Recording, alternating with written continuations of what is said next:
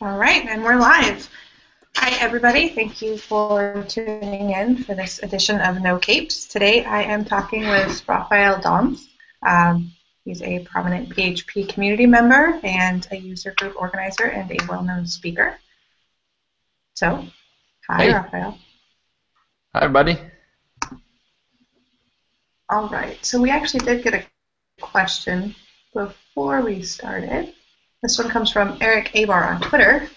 He says, I struggle to find anyone who actually cares about and enjoys PHP as much as I do. As a PHP evangelist, what are your thoughts?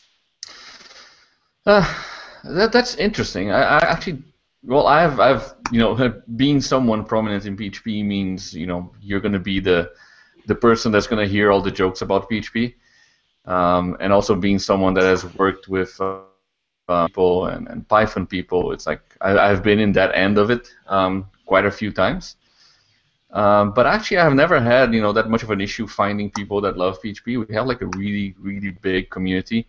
Probably, well, since I've been building communities for this long, I guess I'm always in the middle of them. So I always find myself surrounded by PHP people. But to me, it's not. There's a lot of flame wars going around with PHP and Ruby and Python, all that stuff, right? And I tend to not get pulled into that.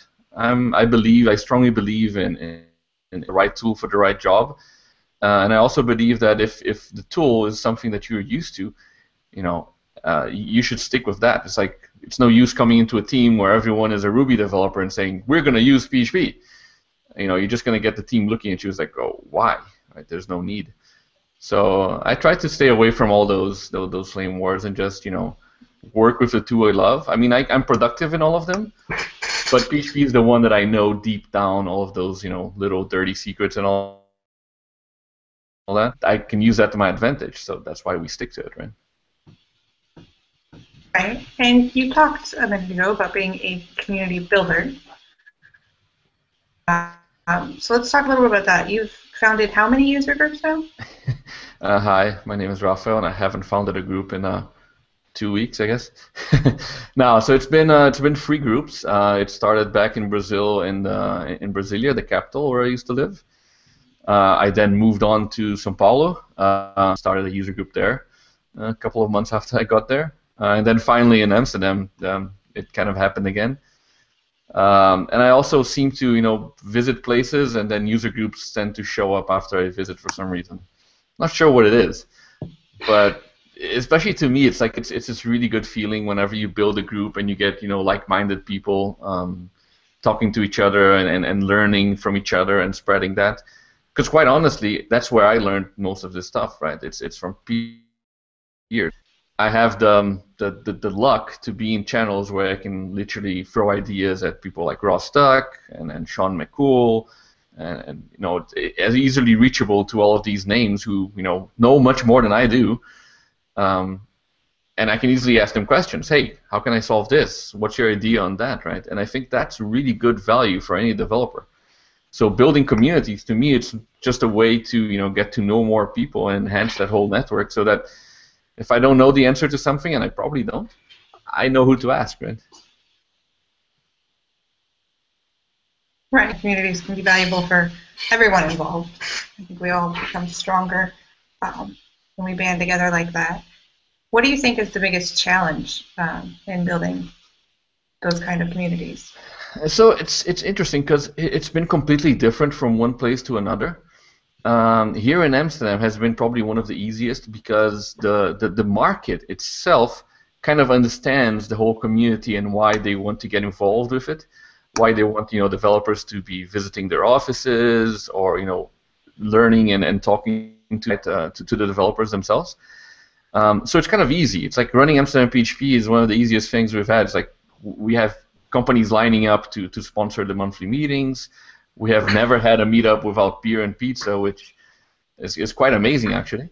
Whereas in Brazil, it's like we couldn't really get the whole monthly thing going. We started closer to the end when I left. We started trying out with more of an informal pub meeting, and that started to work out. But getting sponsors to pay for beer, that's like impossible, right? so I find that is probably one of the biggest challenges, depending on where you are, is getting the companies to be involved. Because getting the developers to be involved, that's pretty easy. We understand that. But you also want the companies to be involved because that helps. It's twofold, right? It helps the company know where to find developers, and it helps the developers know where to find companies. I mean, we all switch jobs constantly, right? And it's always good to know. It's like, well, this company, it's pretty cool. We visited them, so I know how they work. I know how what they're doing, and you can also get to see what cool stuff other people are doing. And I just love seeing what cool stuff is going on around me, so I can make better choices whenever that happens. Right. Yeah. I really enjoy our local user group, just because of the wide range of experiences that everyone has. We all have different day jobs, and then when you all get together, it's kind of like a small version of the ambient nerdery that you get at a conference, but you get to do it every month. I think it all started back in the first conference I went to. It was the first year, I think it's 2006, and we had the first big conference in Brazil. And I heard like a conference for PHP. Okay, let's go see what this is. Right. So I flew to São Paulo on my own money and all that, and I was like, okay, this is interesting. And then I get there, it's like, wait, all of these people have the same problems I have. I'm not alone, right? And that's where it clicked for me. It's like, oh my God, there's all these people out there doing the same thing you're doing, and they probably solved all of the problems you're now trying to solve, right? And as soon as I got back from that, I think maybe 2-3 weeks, we had founded the first user group, which was a PHP DF in Brasilia, and it has been a wild ride from there. It's always great, and it's also it really helps, right? Having moved around a lot, the user group is actually one of my first like friend networks that I have wherever I move. It's like these people I know that they think about the same things I do, they deal with the same things I deal, and it becomes this immediate support group of people I can talk to and friends. So it's like it's a good idea if you're moving around. User groups are a good place to start making friends. So you've done that a couple times now, moved to a completely new area, in one case a completely new country and continent. Yeah. And you've gone from unknown in that area to running a user group and being a well-known speaker. So what advice can you give on that kind of transformation and that process? I think the first thing I can say is do it. It's awesome. Even before I was a professional, I moved around a lot because my father used to work with a governmental agency that basically did things in different countries. So I kind of bounced around a lot, and then once I became my own self and left the parents' nest, we kind of fell into that rhythm of also moving around a lot, and also just like it was for the market. It was it was a better place. I could get better jobs, get better paid, and work with better people. So I'm like, okay, well that sounds like a good idea. Let's try it. And that was essentially what Amsterdam was. It was at some point. It kind of sounds very corny, but it's like Brazil gets too small for you, even though it's huge. And it's like, okay, I want to get in touch with this big community, which I got to know, and become a little fish in a bigger pond again, right? And that was the idea behind moving to Europe. Elizabeth Naramore from GitHub, she usually tells us that her mother says, life, it begins outside your comfort zone. And that's something I truly believe in. You need to go beyond what you think is your little comfort zone and try new things and meet new people. The move to Europe has been amazing for me. It's like I've been able to meet completely different people and like I get to hang around with names that you hear from outside. It's like, oh my God, oh he's famous, right? And like no, I get to hang around with these people and have beer with them. They drink beer just like all of us. And that's really cool, expanding that and getting to know, especially the different cultures and how that affects the workplace and all that. So definitely move if you have an opportunity. Take that leap, especially if you're young. If you're young, you don't have kids, you don't have anything else to hold you down, right? And even if you have kids, moving around is awesome as a kid. It has its up and downs. Sometimes they're like, oh, I don't want to let go of my friends and all that. But the younger they are, the better that moment is. They kind of like suck languages into their brain. It just they learn a new language, right? It's like Matrix. It's awesome. And once you do that, first, find your local user group. If you don't have one, create one. Find the nearest one. Just go hang out with these people. They are really good people to help you, get settled into this new area. Yeah, that's really good advice. For someone who maybe doesn't have a user group in their area, what advice would you have for them if they're looking to start one? So, as Carl Evans likes to say, is if you haven't found a user group in your area, you're it. I totally tell people to just start user groups, and it sounds easy because for me, all these user groups kind of like they were ready to happen. They just needed someone to kind of create the spark and let them ignite. And I'm going to guess lots of areas are like that. Some of them probably not. So I would say first, take a look around. Try and figure out market for this is, do I know more PHP developers? First, try to find them. I usually recommend, doing like a mailing list or a group on Google or something to try and figure out, okay, where are the PHP developers in this area? Or maybe if you want to start bigger, try seeing if there is like a JavaScript group around or a web group, like Ross said about DOM code in Utrecht. It's broad. It's more than just PHP, right? Start there, and once you get those people, throw out the idea. Hey, I want to have meetings. I want to get to know all of you guys, and then kickstart that off, which is kind of what we did in Amsterdam. I knew there was people because PHP Benelux would come around here once a year, and I noticed that in those 6 months between each of the visits, or a year, whatever it was, there will be, you would hear like, there's all these people here and they're not doing anything, right? And they want to get together. So what I did is I threw out the idea, spammed my Twitter followers as they were, and basically got together like I don't know, 7 or 8 people at the first meeting to kind of like chat. What do you think we can do about this? Does the user group interest you? What should we do? And from that bootstrap, we started the monthly meetings, and we went like it grew insanely from that. So it's kind of like a I'm really full of bad quotes. Oh my God! It's like Field of Dreams. Build it and they'll come. I guess that kind of works, right? But you have to try. If you don't try, it's really hard to say if there's going to be something or not.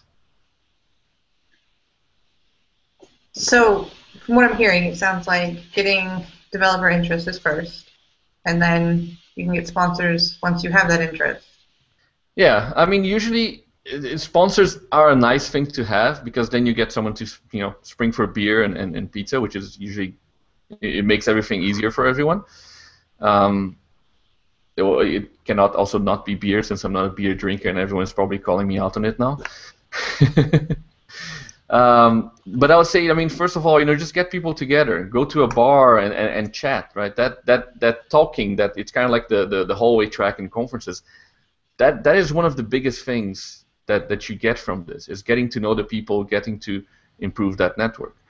So start there. Start just getting people together at a bar, and then everyone pays their own bill. It's fine. It's like friends going out for a drink.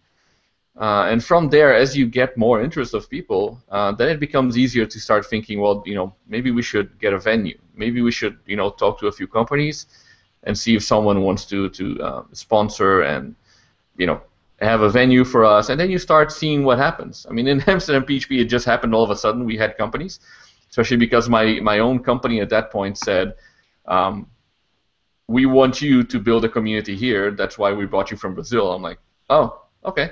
Sounds good to me. And then it kind of happened.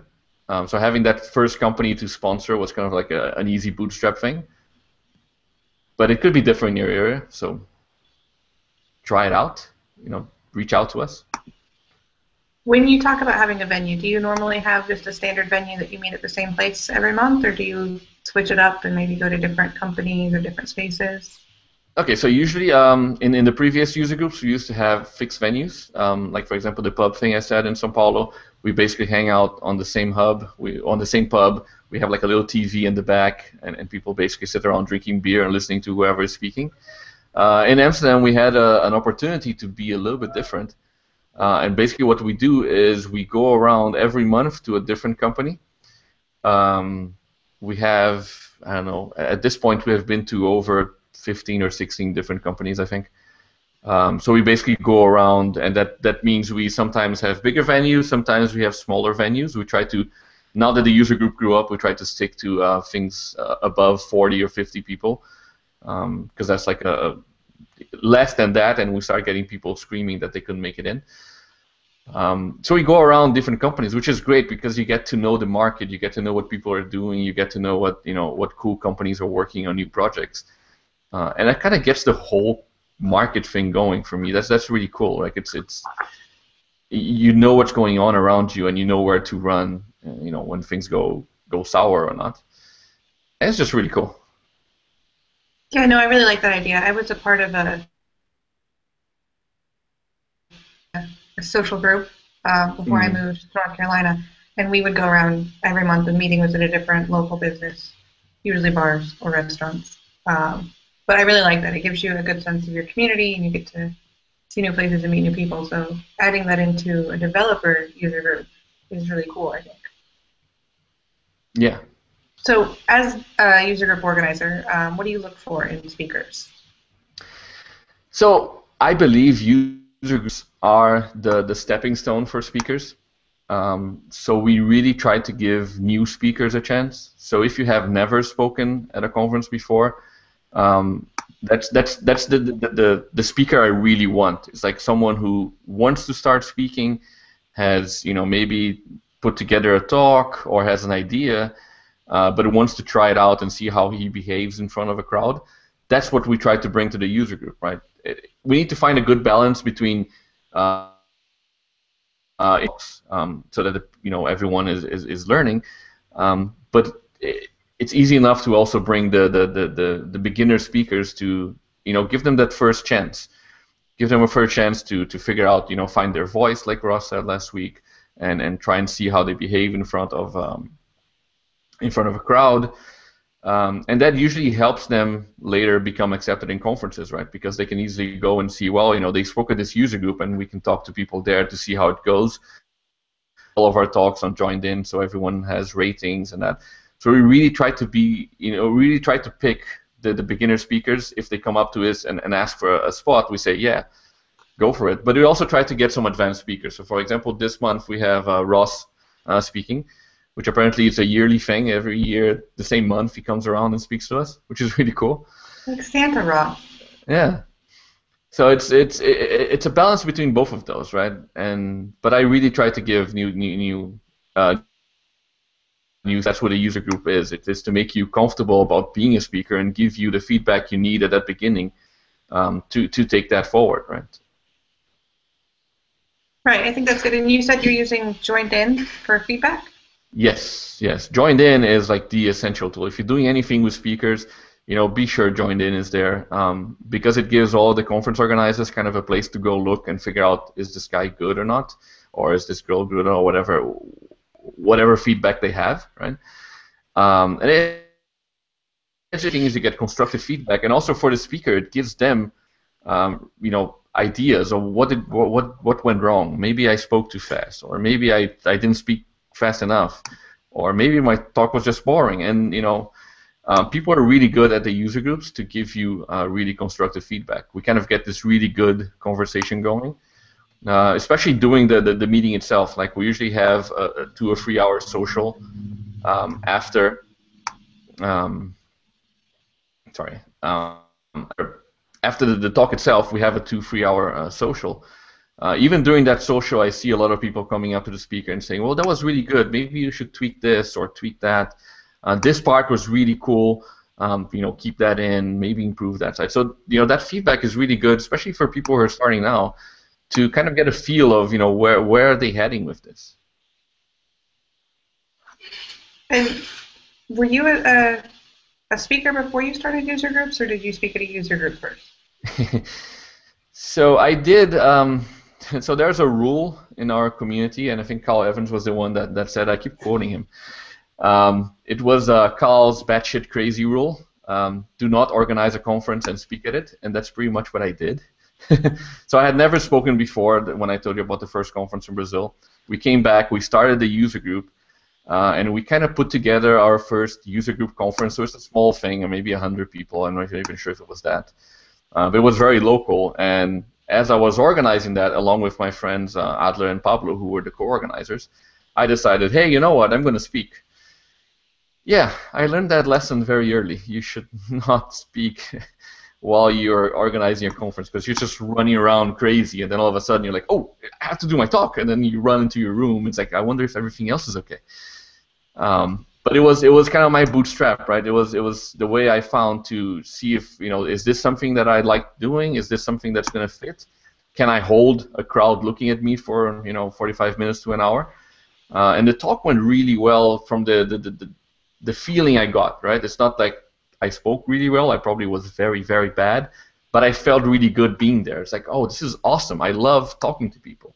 Secret is I love teaching, so I kind of guess that kind of fit in. And from there, it gave me, okay, this is cool. And then I started submitting to the big yearly conference we started having. That was a PHP Conference Brazil. And then from that year on, I basically spoke at every single Brazil conference until I left Brazil. And then they haven't invited me back, which probably says something. Yeah, they're just bitter that you left them. So how many conferences have you spoken at now? Oof.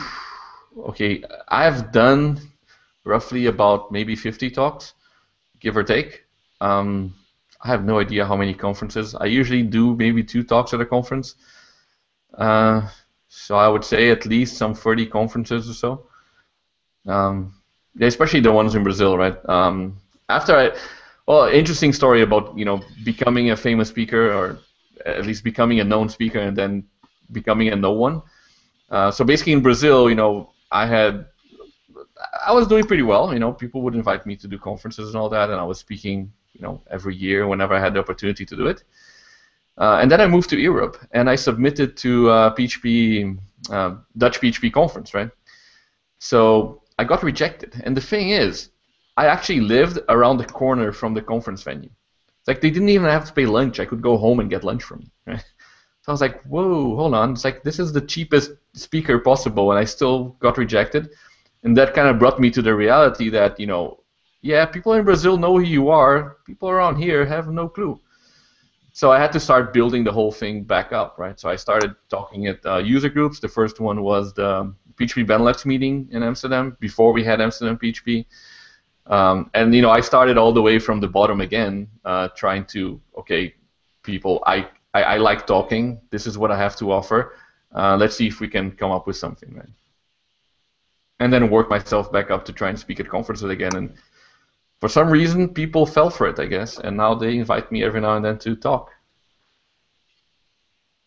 So that was prior to joined in, I'm guessing? You didn't have before feedback to give them? Well, I did have some feedback, but that was mostly for the Brazilian conferences. There was a lot of Portuguese feedback as well.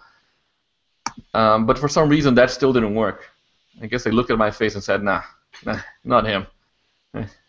Actually, one thing I did do, and that's a good tip for people who are starting, I just remember that, is if you get a chance to speak in front of the right people, it makes all the difference in the world, right? I think it was 2012, I got the opportunity to go to CakeFest. And back then, CakeFest didn't have the means to sponsor the speakers. So I basically said, nah, that's fine, I'll pay my flight, I'll pay my hotel, got the company to sponsor some of it, and went over to speak. But at that conference, I spoke in front of Lorna Jane, and for some reason, after I did that, and she was, happy with what she saw, and she told me, oh, that was really good. After that, I started getting accepted to more conferences. So I guess speaking in front of the right people, who have a weight in this market, also really helps. So I guess as a newbie or somebody who's just starting to be active in the PHP community proper, how do you know who the right people are? I guess you start by asking, but I think if you observe long enough, you start seeing that we all float towards the right people. Kind of like you get the names that stand out, especially the people who organize conferences. So back then, Lorna used to organize the Dutch PHP conference for a while, and she also has a weight in different conferences, right? She has enough of a name that if she says this guy is a good speaker, people tend to listen to that, right? So people like Carl Evans, people like Eli White, people over at Kung Fu like Anna Filina, especially all the B3 Benelux crew and all that. These people do a lot of conferences, so if they vouch for someone, you probably get a few more hits of these are the things they're looking for. It's probably the same things the other conferences are. So getting those people to think of you as a quality speaker. That really helps. I mean, you only have to fool a few of them, like I did, and then the rest just comes together. Okay. So when you moved to Amsterdam, you pretty much started over at ground zero and had to work your way up the user group ladder. And now you run Amsterdam PHP. Have you seen many of the speakers you have at your user group go on to speak at conferences? You know what? I'm really proud of our user group. It's like it's not because it's my baby, right? But we have some really good speakers, and we have pushed people to conference speaking. So, I mean, one of our what they call it, the silver of the house, we have names like Erica Heidi, and Erica was already a speaker back in Brazil in some conference. No one's ever heard of you. So she did her first talk at Amsterdam PHP, and then it's like no one stops her anymore. She's all over the place now. She's doing talks in places I've never dreamed of visiting, man. We also have Michelle Sanvers, who also did her first talk here, geeky, she also has gone on to speak at bigger conferences, and that's really good to see because it's someone that has, she has this passion about it, and she really wants to do it, right? So I was very happy to give her that first chance. One of our co-organizers, Pascal, also done a few conferences after his first talk in Amsterdam PHP. There's a guy, he's not too famous, Frank de Jong, you might know him. I think he's not famous. Yeah, I've heard of him somewhere. He started speaking in Amsterdam PHP, and apparently this Laravel conference accepted him. Crazy people. But I think so too. So.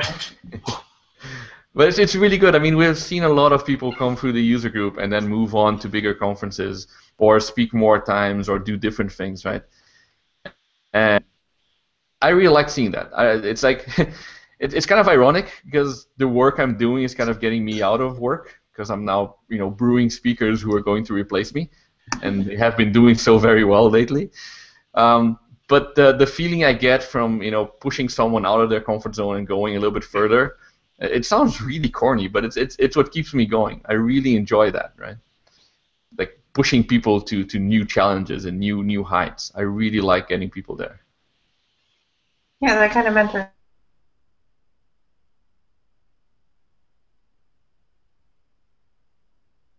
The first one's slightly unrelated, but I like it, so we're going to ask it.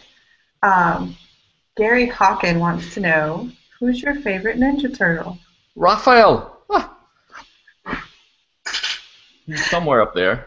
Go figure. Right. Oh, I see him, little guy up there on the top. Right there. Yeah. There's another one down here somewhere as well. But of course, I mean, did you see how big he is in the new movie? Just like me. It's like, only I grew sideways and he grew muscles. Okay, and a question just for my own personal.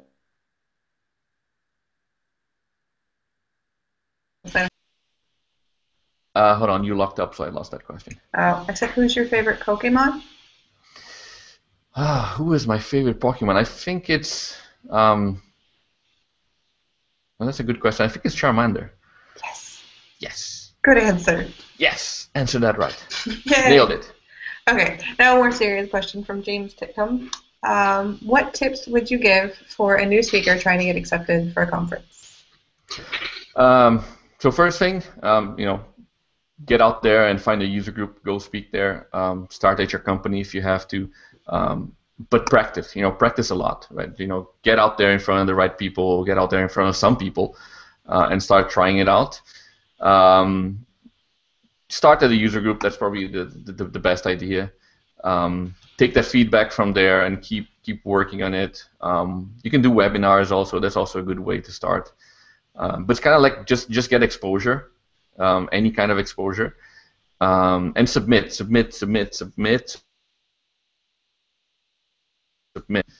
I'm pretty good at getting rejected by now. But if you don't submit, you're not going to get selected. So find the topics that really excite you. If you're speaking from the heart, from something you really enjoy, you're going to get accepted sooner or later, because that passion that you bring into your talk from being something that you really like, that makes a whole difference when you're doing a talk.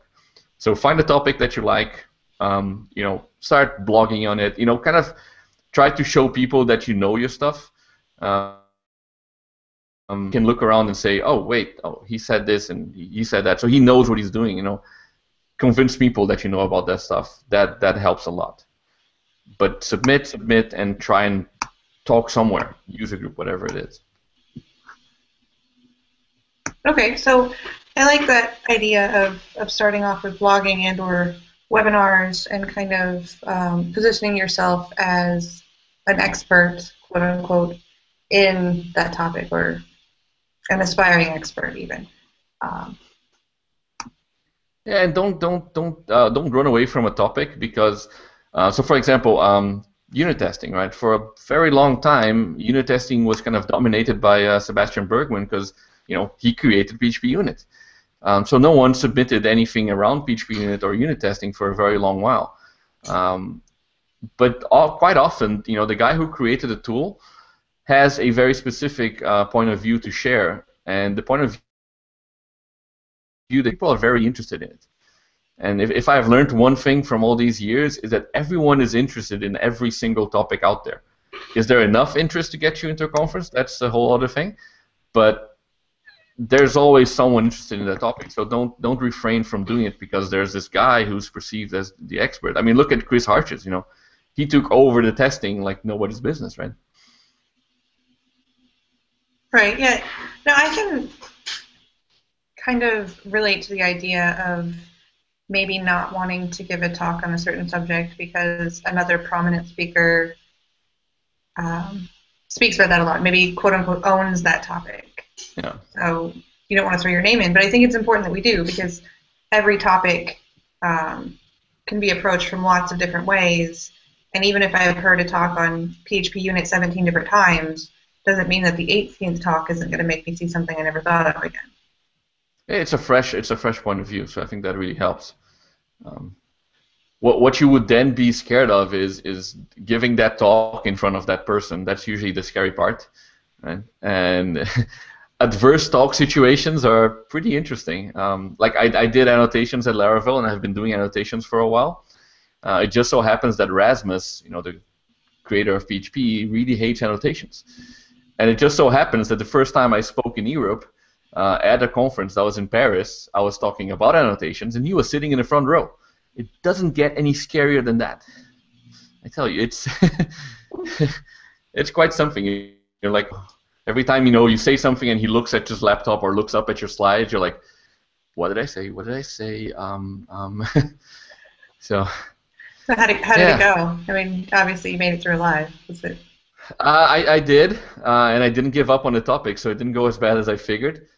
He actually enjoyed the talk afterwards. He didn't hate it, so he also didn't boo me off the stage. So I guess I had enough content that he said, okay, well, it might be useful for you. I still hate them, but. So you didn't change his mind? He's not an annotations fan? No, I think that will be Mission Impossible right there. Okay, so talking about that, not just having the creator of the language in the audience, but when you give a talk, you're standing in front of anywhere from 50 to 300 people. Do you still get nervous? Every single time. It's just part of me. I get nervous for the travel. I get nervous for being up there. I don't eat before the talk, or I barely eat. It still gives me that weird anxiety feeling. It's not a bad feeling. I don't get bad nervous. I get good nervous, as in I want to do this. I'm psyched. It's not really scary, but it's more of like I'm anxious to do it.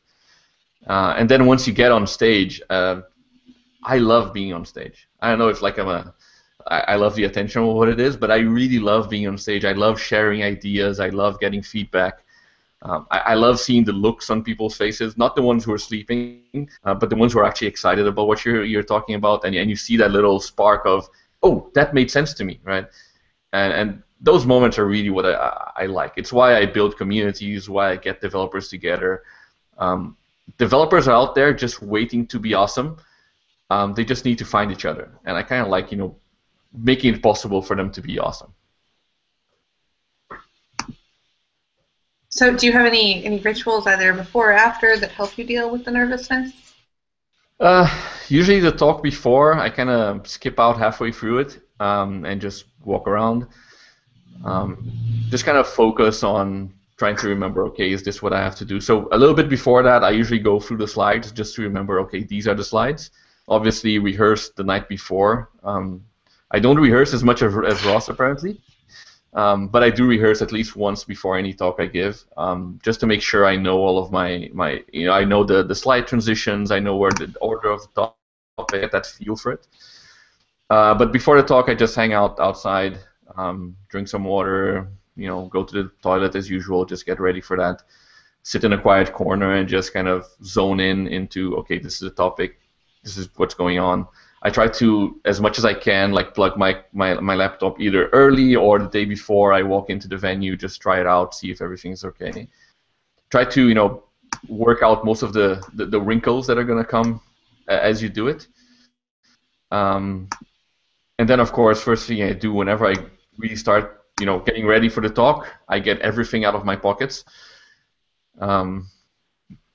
Get your cell phone into a mute tone and put it away, because if it starts vibrating in your pants while you're talking, that's probably not a good thing as well.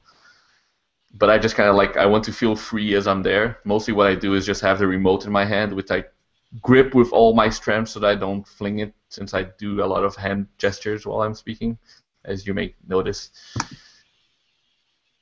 Have you ever thrown a remote? I have not flung any remotes yet. So I guess that's a good thing. Maybe I should get one of the Wii controller straps for my remote. That might help. Yeah, just Velcro it to your wrist so you can't throw it. Yeah, that would work probably. And then just get up there and enjoy. The most important thing is while you're up there, enjoy. It's your moment. It doesn't matter if it goes really bad. It went really bad. But while you're up there, enjoy yourself. If you are yourself on the stage and you enjoy what you're doing, chances are people are going to like it. Some people might not like it. You can't please everyone. But chances are people are going to at least have a good time listening to you. Yeah, no, I completely agree with that. So we have a question that came in on IRC from Mr. Sean McCool. Let's know how to deal with negativity and trying to do this thing. Can you just repeat the end of that question? I'm getting some weird lockups. Oh, sorry. He said, how do you deal with negativity and trying to keep communities a positive thing? So negativity, you have both sides of that coin, right? Building communities, and as a speaker, you have to learn to deal with some negativity. Like I said, you can't please everyone, right? From a speaker point of view, I just look at all negativity as constructive criticism. So I try to, look at those points and try and improve. Or maybe it's just something that doesn't make sense. Like Ross showed an example in his talk about bad negativity. You just, you got to kind of gloss over that. In the community, I have been pretty lucky here in Amsterdam, especially, to really not have any really bad negativity. We haven't had any bad issues ever, right? Everyone just kind of gets along. We did have some issues back in Brazil because the community was in weird places, and sometimes there was a lot of debate and things going around. But basically, like I said, developers, they want to be awesome. You just gotta let them do it. So I kind of let the people decide on that. Let the people, let the community speak to you. If there is something negative about it, try and reach out to a few people, talk to them, get their ideas. Like, I have trusted people in the community that I know are always going to be very frank with me, about anything that's going on. So I try to, rely a lot on them to tell me, okay, this is something we should probably look at, and then see is it something that really needs to be addressed. Is something that we can gloss over. Well, gloss over is usually not the best idea, but how can we approach this and turn it around, right? How can we embrace this thing? And we have been really lucky. I mean, Amsterdam PHP, we have every minority, so to say, in our group. We don't have issues. Had awkward situations. We have awesome women speakers that come and went to conferences and all that. So at least I feel that we have built this environment that is welcoming to everyone. No one has ever told me otherwise. So I really think we did something good for that. I'm not even sure we did. Maybe it just grew that way, right? I'm not sure if I did anything special, but we just tried to make sure that everyone is there for the right reasons. We try to pass the values we have to people, right? Right, and that's good. I think good organic growth is always a positive thing. Yeah. Okay, Frank DeYonga, that not super famous guy, has a question. You mentioned your annotations talk is retiring. So what kind of topics do you want to research and talk about next? So right now I really enjoy doing talks about object calisthenics and quality of code and those kind of topics, which I'm going to be doing in the next few conferences, like True North and PHP World. I really enjoy this talking about this topic, because it's kind of like a topic that makes people think differently about writing their code. It's kind of like changes the way you think of code. So I really like to inspire people to write better code and think better of what they're doing. The response to calisthenics is always mind-blowing. Every time I do it, it's like I've seen frameworks like Cake. People really bring that into their philosophy. I did Joomla as well, which people started rewriting plugins and core components. It's like really cool to see people embrace that. So that's one topic I want to explore more, and in different medias as well, not just talks. Composer is something that I think is changing and has changed PHP in some ways. So I really think Composer is one of those things that we're going to look back as, that was a milestone for PHP. So I really enjoy talking about Composer, introducing people to Composer, and getting them more advanced topics. Other than that, I really love doing soft talks. More about career building and how to how to do all these things, how to build user groups. I would really love to do more of that. Not all conferences have to stretch out into some of those topics. Other than that, I actually have no idea. I'm trying to come up with a new topic so I can come up with a bunch of new talks, and that is probably the hardest part of being a speaker is figuring out what topic you can speak on. Well, that plays pretty well into my next question. How do you come up with your topics? Do you have a method or any magic? Well, basically, I get really drunk and then I meditate. No, not really. So usually, what I did in the past, I mean, I've spoken about a whole bunch of things. So I try to either pick topics that is something I want to look into, I want to research, or something that I am researching for work. Annotations kind of came around as that. It was something we were using. It was something that was hot at that moment. It was just as Doctrine 2 was launched. So I said, well, annotations looks interesting. So I kind of took a look around, and as I researched annotations to write my library, I came up with the topic ideas for the talk, and then I just started submitting it everywhere, and it actually took a few years for it to be accepted.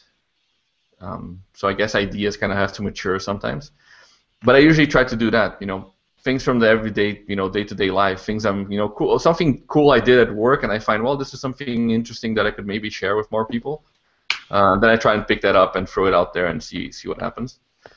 I'm probably not the best person to answer the question because I've been stuck on finding new topics for the past the past year.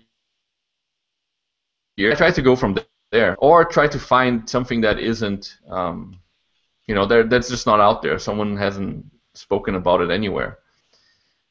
Also suggestions. Ironically, I started speaking on Composer because someone said, well, I need someone to do a Composer talk for me. And I said, okay, I can do that. So I researched into it and did a talk. So basically it's that. It's whatever you're really into right now and whatever you're doing in your office or something you want to learn about. Building a talk is a great way to do the research around that and then learn to use it as well. So that's actually something that Ross Tuck brought up too last week. It's this idea of, talk-driven learning, or yeah, I think that really works because as developers we need to keep learning, and sometimes we can't devote the time to do both. Prepare a talk and learn. So we kind of put both of them together, and you kind of get more excited about what you're doing, right? It's like, oh, I'm doing something that people are actually interested in, right? So that's a kind of good idea, and that goes into how much you can actually get. I mean, is the work you're in kind of like open to new things? If it isn't, then maybe you're in the wrong place. How does that evolution work for you? So with annotations, you were researching it for work, and then you started speaking on it. Did you become really knowledgeable / expert-esque at it before you started speaking on it, or did you get a little way down the path and then propose a talk and then learn more? So pretty much, I guess I'm full of bullshit. Oh, sorry, I can't say that. No, I did some research on it. I kind of came up with a general structure of what might be interesting to address on it. And then I went into a practical mode because I was developing the library, right? So I went through, and as I was writing my own library, I kind of noted down, okay, these are the things that are in there and all that. And then I submitted the abstract based on that idea. It's like, okay, I need to cover, history and introduction, where, why, and how, right? So I wrote the abstract around that and started submitting it to see if, maybe someone will be interested in it. It took maybe a year or so. I started submitting it in Brazil. That was just as I was leaving, came here, and I was actually almost a year after that it got accepted. So once it was accepted, I started, dishing out what the actual contents would be, trying to figure out, doing research, history, where did annotations come from, and try to just get information on it, see if anyone has strong opinions, and try and get that information. But by no means am I an expert in them. It's like if you ask me to defend annotations, I cannot defend them for all the right reasons. I just defend them based on my opinions, right? It's like, this is how I use annotations, this is how they fit into how I work, these are the benefits I get from them. And your mileage may vary, so I'm no expert, it's all about taking up, and then really I'm not really an expert. I just get all the knowledge I can about that, and I start spreading it, and every time I gave the talk, I would get more feedback from people who actually had the knowledge, and I would take that feedback back into the talk and improve it for the next time and keep going. So that helped me learn a lot more about the content itself, not just what I was doing for the talk. Funny story, one of the things I did mention at Laracon is one of the libraries that are mentioned in there. The creator of the library was actually in one of my talks once, and I mentioned his library and said really wrong things about it, apparently. At the end of the talk, he's like, "Hi, I'm the guy who created that thing you said," and he just gave me a whole bunch of information on his point of view from annotations, how his library came around, why it's different from the other ones, and all that. And I had long discussions with him about annotations and how he feels they should be used or not. And that's kind of what went around and made me rewrite half of the talk for the next time, right? So topics kind of evolve on their own as you talk to more people about them. But by no means am I an expert. I'm just someone who did some research and decided to share and kept learning. So I'm not spreading bad information, but by no means am I the respectable annotations person. Like someone who researched it. I like that a lot. I've actually said the word expert several times in the last hour. I think it probably is a good idea to note that talks aren't necessarily given by experts so much as people who are just really passionate and are sharing their experiences. My keyword for this whole thing is passion. It doesn't matter if you're an expert or not. It's passion. Your point of view is not wrong. It's your point of view, right? I don't believe in people being wrong. I believe they have their own context. They have their own point of view. So go out there and spread that. If someone doesn't agree with you, that's fine. We're all allowed to disagree, and I think disagreement is what causes evolution. So that will change the way you focus on the talk. It'll change the way you focus on the subject. And I actually really enjoy getting feedback of people who disagree with the topic, because that enriches the whole thing. Yeah, I mean, so far you've had Rasmus in your annotations talk, and also the author of an annotations library in your annotations talk. That could make for some pretty scary Q&A. How do you feel about the Q&A sessions after the talk? Very scary. Well, the one thing about Q&A, and it's something I think I learned a bit late coming to this whole speaker thing, it's okay to say you don't know something, right? People perceive you as being an expert and expect you to have an answer for everything. And you know what? Sometimes we don't. Sometimes it's a topic that I haven't even thought of. I mean, some questions I can... Also, it's like you're running off of that talk adrenaline. It's going down at the end of the talk. Sometimes I don't even understand the questions that are being asked, right? The nervousness on stage is like nuts, right? So usually, if you can't answer a question, come chat to me afterwards. Let's try and figure out what this really is, what the question really is, and where we're going with it. Or just say, I don't know. And with the annotations talk, it's something actually I do say quite often. I don't know, because people come up to me and say, do you think annotations are for me? I'm like, I don't know, because it really depends on a whole bunch of factors, which is why I love giving the talk of saying, okay, these are all the elements. Now you can make a better decision, or you can go research a few things better to then make a more educated decision, right? Right. Okay, so we have a question from Lee Davis. Would you have voted for annotations in the PHP core? Not only would I did actually. I did contribute to core a few years ago, especially with the test fests, which is also something we organized with the user group. So that kind of got me into the karma zone. So I do occasionally vote on a few of the RFCs. And yes, the annotation one was the one I voted for. I really wanted it to make into core, so we could get something that would be a standard. But alas, it didn't make it by a landslide, actually. And I don't think it's going to make it anytime soon. But, we have solutions out there in userland. I can deal with that. I'm fine. So speaking of PHP core features, are there any new features coming that you're particularly excited about? Oh, yes. So even this afternoon we were talking about it. There's a new operator in line for PHP 7, which they're trying to get in, which is a question mark operator. It probably has a fancy name, which I probably don't recall right now. But it's actually the ternary operator done right, because it has the implicit is set, which the ternary operator does not have, like the short ternary operator. So if you, okay, so I'm saying, just blurting out words. If you have, for example, an array, and you get an array and you get a key value for it, like let's say the key A, and you use a ternary operator, if that element does not exist in the array, you still get a notice because it's not set, right?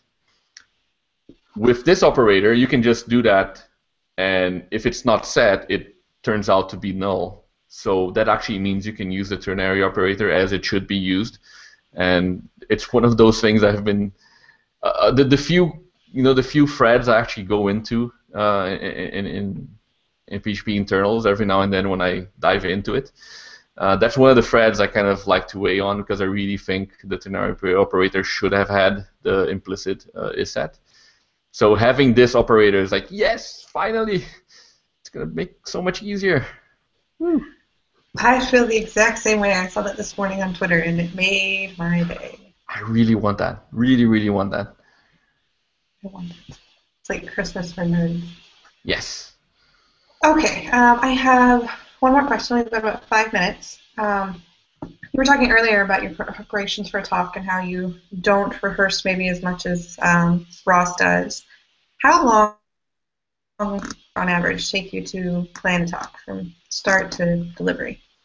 Uh, it depends on the talk. Depends on sometimes I rehash old talks, and those are a lot easier. But a new talk usually takes me anywhere from 2 weeks to 4 weeks, depending on the topic, depending on how much I know and how much needs to be said about it. Like right now, I'm researching a few composer talks, and I think it's going to take me about a month to get that done. It's mostly about first rolling out a mind node to try and see what can I say about this topic, and then trying to make all of that kind of fit into a structure that makes sense.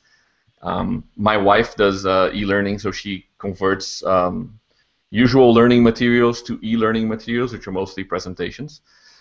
So I really learned a lot from her of techniques of how you show information, how you put that information in the slides, and what the role of the slides need to be. So a big chunk of my preparation time is actually working on those slides, like they were my. I really like to get the slides very informational, very very up to giving the information that I think they need to do. So I usually spend 2 to 3 weeks on my slides, do a few rehearsals after that to make sure the transitions are okay, or the topic kind of flows. And if you do a rehearsal, you feel that right there. It's like I put these little elephants around and speak to them, like Ross said. They're great listeners. My wife was also a very good listener. He is also a really good listener. So usually what I do is I do that. I do the mind node, go into the slides, work on them for a good while, do a rehearsal to myself first to see if it flows, tweak it, and then do a rehearsal, especially to my wife, because she has no idea what PHP is, right? She's clueless about PHP. So when I give her a talk about PHP, and at the end she can tell me, okay, you're trying to convince people. If she gets to that point, I'm like, okay, I nailed it, because then people who actually know PHP will connect and understand. But if she got the main message from it, being completely outside of PHP, it usually means that the delivery was good, right? And then I leave it quiet for a bit. I like to do my slides way ahead of conferences. I don't finish them as I'm sitting there.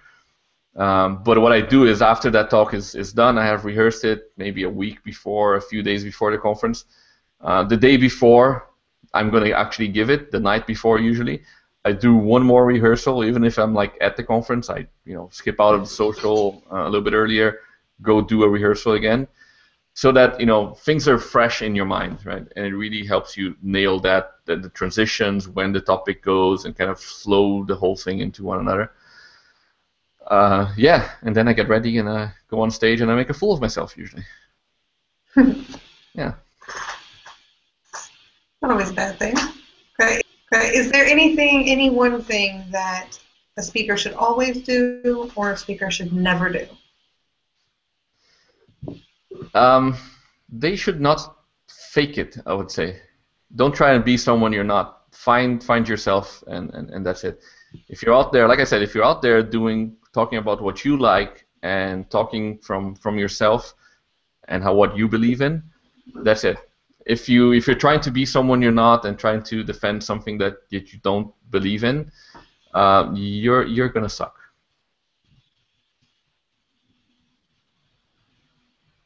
Anything that they should always do other than be themselves? Have fun. Always have fun when you're on stage. I mean, you're gonna be nervous before it. You're gonna be nervous afterwards. Rubber legs or something that does happen. But while you're on stage, enjoy it. Just really, soak that in. It's really good to understand a bit of your crowd, like Ross said last week. Some crowds have different reactions than the other ones. Don't let that discourage you during the talk. So mostly it's like have fun. I mean, you're out there. Someone already believed enough to get you into the conference. Just have fun. Go out there, do the best that you can, and enjoy it. Solid advice. Okay, one last parting thing. The question mark operator is the null coalesce operator. Lee Davis was nice enough to paste that in. Sounds very exotic. Yeah, really? Great. All right, is there anything that you wanted to touch on that I didn't cover? Any parting words? I think that's it.